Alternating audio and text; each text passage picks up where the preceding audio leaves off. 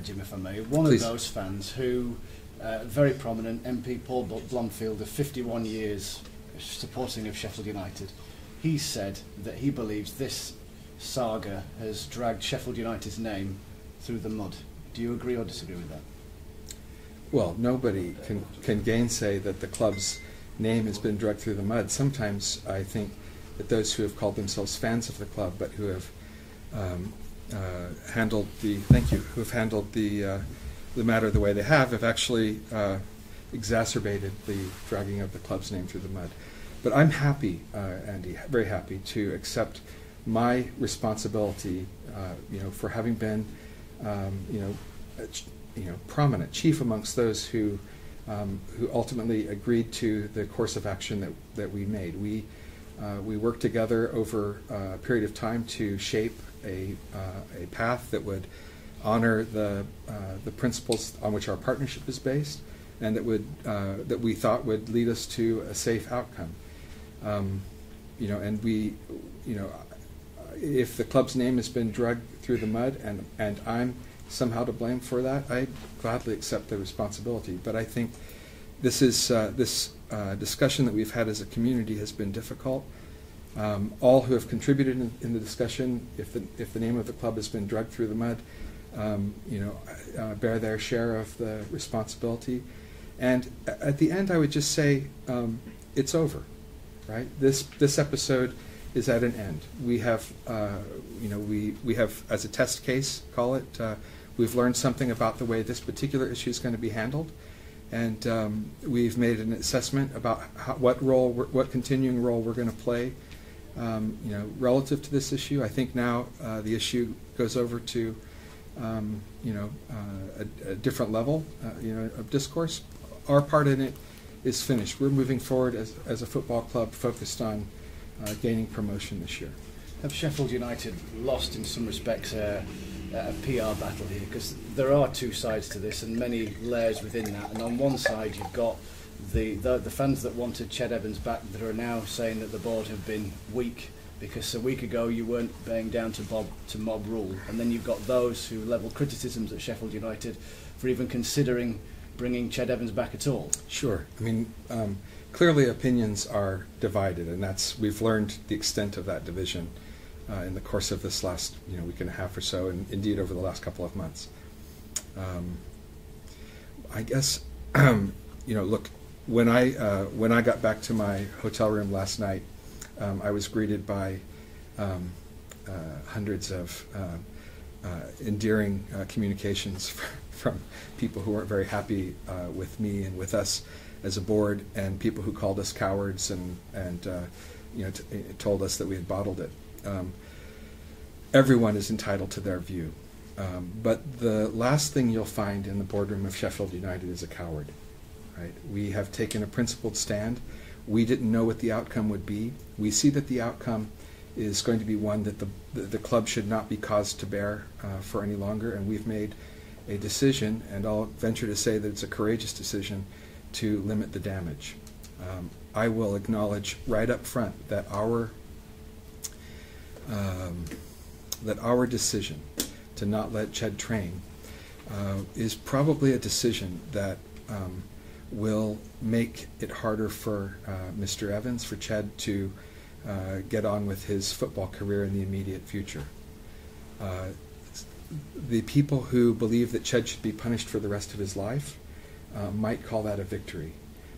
I don't think of it as a victory for them. I think of it as a defeat for the principle that that punishment under the English justice system should be limited to those punishments which have been set forth in law or authorized by law and dished out by a court of competent jurisdiction.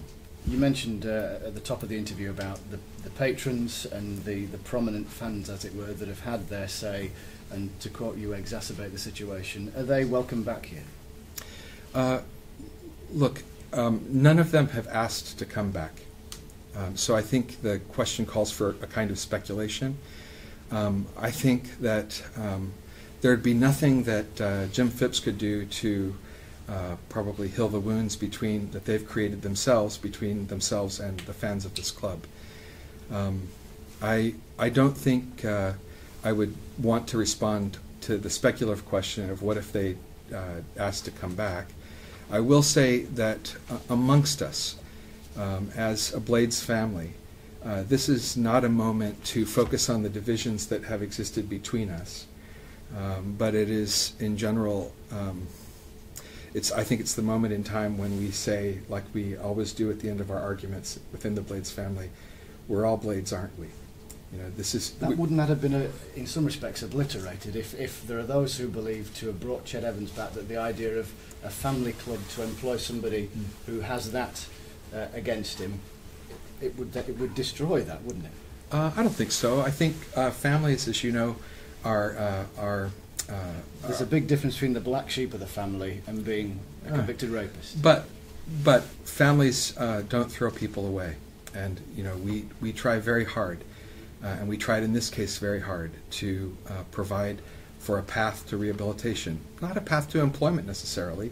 And heaven knows that if Ched had gone to train at our training ground, that any consideration that might be made about his potential return would have been subject to a very sensitive test of character, which would be administered by our coaching staff, who are notoriously concerned about the character of the young men on the side. So I would say, you know, are we a family club? You know, hell yeah, we're a family club. Do we have the types of difficulties and tough moments that families have? Yes, that's also true. And does our decision to promote the idea that footballers should be treated equally before the law, should we second guess that decision? No.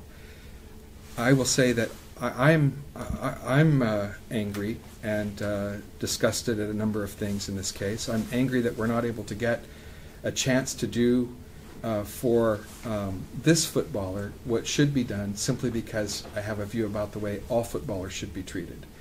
And you know, I'm upset that we are not going to be able to do what we wanted to do. But I acknowledge that my view is not the only view, and I further acknowledge that whereas, Andy, we made a principled statement, that my principles, that our board's principles are not the only things that matter, right? At the end of the day, we could be stubborn and press on, right? But think about it for a moment.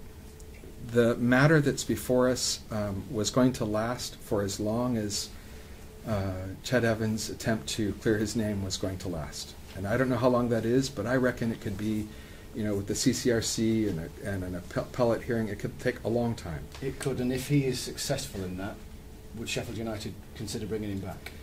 Look, you have our statement. Our statement doesn't address that issue. Why is that? Because that's the big question, and the fact that it's been left open has led people to think, well, you know, it's letting it lie until whatever's happened, he's coming back. Your question includes or invites me to speculate at least on 3 different levels about you know, whether he'll be able to clear his name, whether he'll want to return if he does clear his name, and whether we'll want or need his services at that time. And I don't know when that's going to be. I don't know where we're going to be as a club. I don't know enough things to answer that question. But the principle the principles that we articulated are going to be true throughout. And you know, I think we're not nothing that we've done has an intention of foreclosing future possibilities, except that he will not train at our club, and we're not doing anything until you know, on this issue, you know, for the time being, which you know, by which we specifically mean until we do get to a point when that question has been answered. And even then, I don't know what we're going to do. And I hope and that at that time that we've moved on, that we've been promoted, and that we're considering you know, a whole fresh set of issues. So you know, if you'll you know, let me leave it there. I think we have foreclosed the possibility of doing anything while the question of the legal questions that remain to be answered, and that's, I think, as much as should be said at this time.